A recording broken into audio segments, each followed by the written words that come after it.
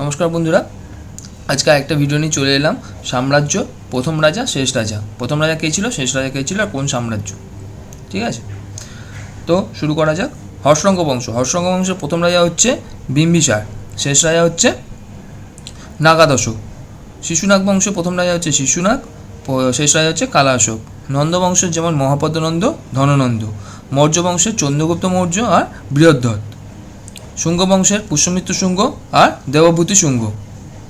সাতবাহন বংশ। সাতবাহন বংশের প্রথম রাজা হচ্ছে শিমুখ, শেষ রাজা হচ্ছে বিজয় সাতকর্ণী। গুপ্ত বংশ। গুপ্ত বংশের শ্রীগুপ্ত, শেষ রাজা হচ্ছে জীবিত গুপ্ত। পুষ্যভূতি। পুষ্যভূতি বংশের প্রথম রাজা হচ্ছে নরবর্ধন, শেষ রাজা হচ্ছে হর্ষবর্ধন। পাল। পাল বংশের প্রথম রাজা হচ্ছে গোপাল, শেষ রাজা হচ্ছে রামপাল। এখানে অনেক ঐতিহাসিকদের মতো মতবিরোধ রয়েছে, কেউ কেউ বলে মদন পাল, কেউ কেউ বলে গোবিন্দ পাল, তো তোমরা রামপালটাই দেবে।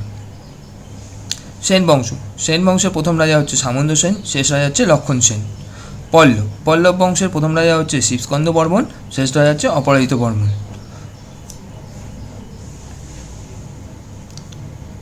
দাস বংশ। দাস বংশের প্রথম রাজা হচ্ছে কুতুবুদ্দিন আইবক, শেষ রাজা হচ্ছে কায়কোবাদ।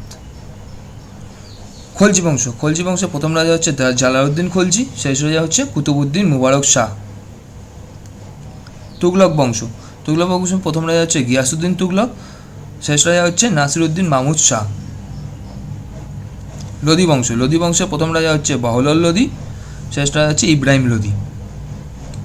সৈয়দ বংশ। সৈয়দ বংশের প্রথম রাজা হচ্ছে খিজির খাঁ, শেষ রাজা হচ্ছে আলাউদ্দিন আলম শাহ। তো আমাদের আজকে এই টপিকটা পুরো কমপ্লিট হয়ে গেল। ধন্যবাদ বন্ধুরা ভিডিওটা দেখার জন্য।